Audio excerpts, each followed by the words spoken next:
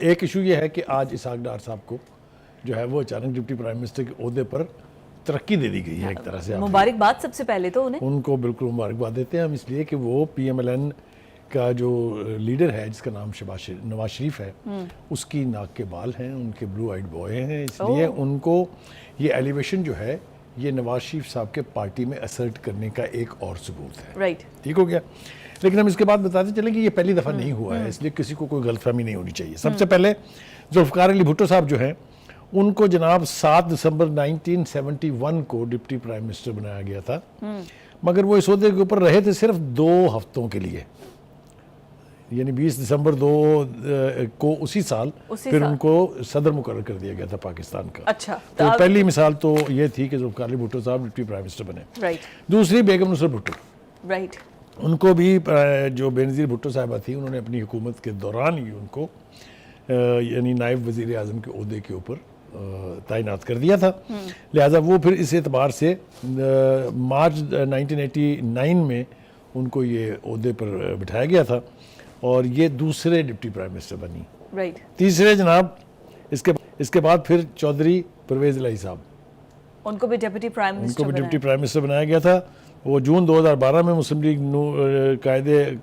قائد اعظم یعنی نون کاف لیگ جو ہے اس کے وہ رہنما تھے، اور ان کو بھی اس عہدے پر مارچ 2013 تک وہ تعینات رہے، کو تقریباً 1 سال سے زیادہ عرصہ انہوں گزرا. تو یہ کہنا کہ جی دیکھو کیا کر دیا نون لیگ نے، یہ پہلے بھی ہو چکا ہے. اچھا، بقول اسد کیسر کے تو تیسرا بھی نام ہے، محسن نقوی کو بھی وہ کہہ رہے ہیں. وہ اس کے ان کے ساتھ میں نبٹتا ہوں، ان کی باری جب آئے گی تو ان کے ساتھ نبٹتے. ایک اور اہم بات جو ہے وہ جسٹس قاضی فائز صاحب نے بڑا زور دے کے کہی تھی کہ justice delayed is justice denied. آپ کو معلوم ہے پھر جناب جو منصور علی شاہ صاحب ہیں جو کہ نیکسٹ چیف جسٹس بننے والے ہیں، اس وقت وہ سینئر ترین ہیں قاضی فائز صاحب کے بعد، انہوں نے بھی یہ کہا کہ اس کے باوجود کہ ججز کی تعداد کم ہے، اس کے باوجود کہ کیسز بہت زیادہ ہیں، ہم مقدمات کا فیصلہ جلدی کرنے کی خواہش بھی رکھتے ہیں، ارادہ بھی رکھتے ہیں. تو ایک ہمارے ریویور ہیں ان کی طرف سے ایک میسج آیا ہمیں کہ یہ ٹائٹل ہے جی کیس کا، عابد محمود ولد یحییٰ خان بنام فیملی جج لیاقت پور، اور دوسرا ہے ایڈیشنل سیشن جج لیاقت پور رومانہ عابد ولد ذاکر حسین. یہ ٹائٹل ہیں کیسز کے 2.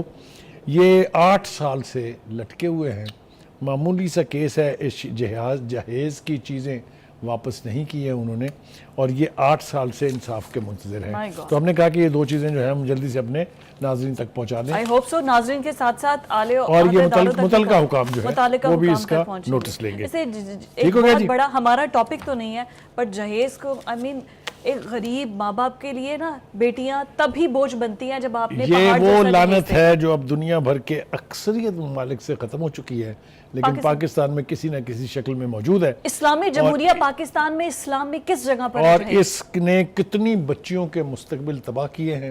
یہ بس کانوں پہ ہاتھ رکھنا چاہیے. اللہ تعالیٰ ہر ایک بچی کو عزت اور احترام دے.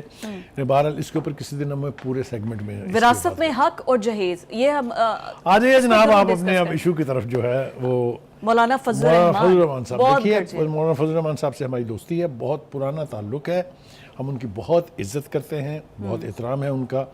لیکن وہ خود ہی ہمیں کہتے ہیں کہ سیاست میں جب بھی کوئی بات آپ غلط دیکھیں تو اس کے اوپر آواز اٹھانی چاہیے، یہ انہی کا دیا ہوا سبق ہے. اچھا جی.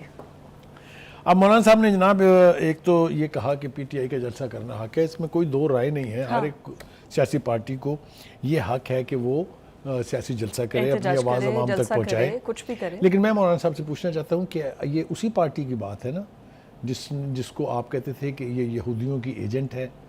یہ وہی پارٹی ہے نا جو آپ کو خلاف غلیظ لفظ استعمال کرتی تھی، مولانا ڈیزل سے لے کے اور خدا جانے کہاں سے کہاں تک.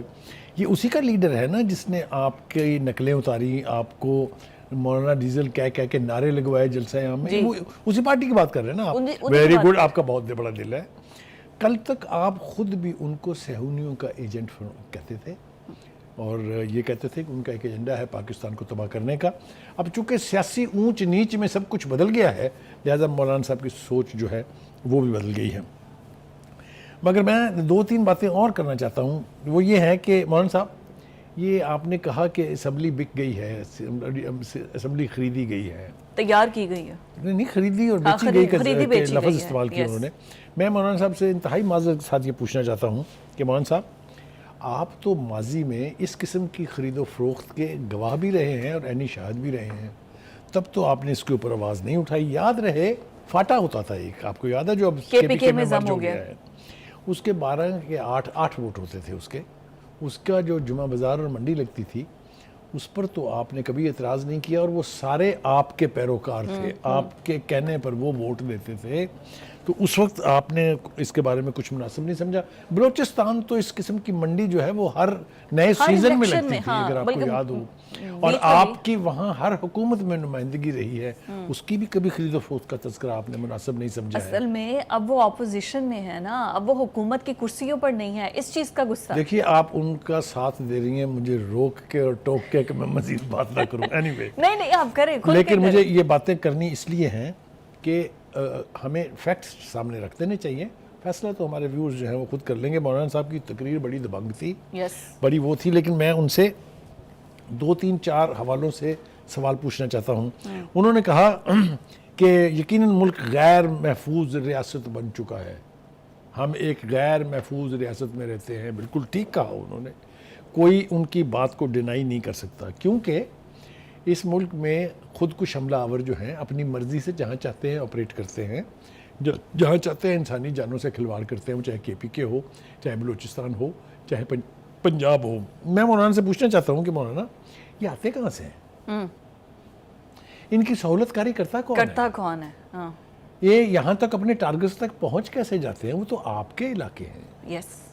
تو آپ اس کے اوپر کچھ روشنی ڈالنا چاہیں گے؟ آپ کے دل میں بہت محبت ہے کابل گورنمنٹ کے لیے، ہونی چاہیے. چلیے وہ بھی وہ افغان اور پشتون ہیں، ہونی چاہیے، بالکل ٹھیک ہے.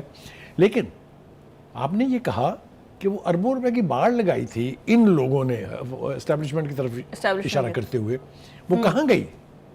مولانا کیا آپ کو نہیں پتا کون لے گئے وہ؟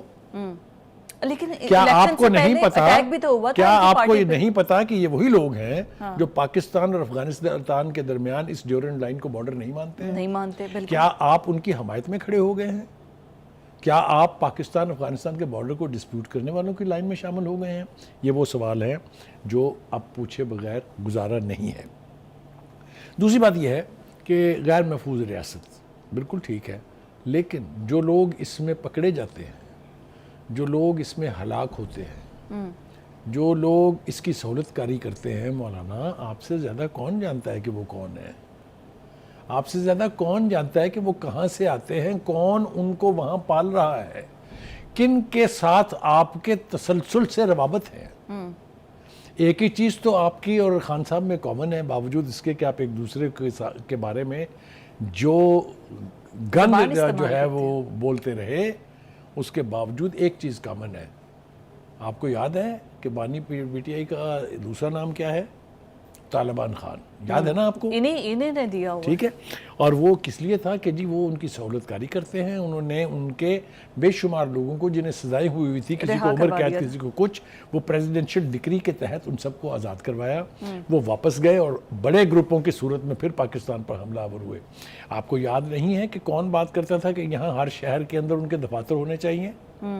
لیکن یہی تو میں بتا رہی ہوں، الیکشن سے پہلے حافظ حمداللہ پہ، مولانا فضل الرحمان کے باقی جو ممبرز ہیں ان پہ اٹیک ہوا. کس نے کیے تھے وہ اٹیک؟ مولانا کچھ تو بتائیے ہمیں، کچھ تو ہمیں بتا دیجئے کہ وہ لوگ جن کے خلاف 2 آپریشن کیے تھے پاکستان کی مسلح افواج نے اور ٹیررزم کے فتنے سے نجات دلائی تھی، کیا وہ سب غلط تھا؟ No, absolutely not. تو مولانا صاحب جو ہیں انہوں نے جو کچھ بھی آج کہا وہ ان کا سیاسی بیان ہو سکتا ہے، لیکن اگر ہم کانٹیکسٹ میں دیکھیں تو مولانا صاحب ایسے لگتا ہے جیسے کسی ذاتی وجہ پر ناراض ہے بہت.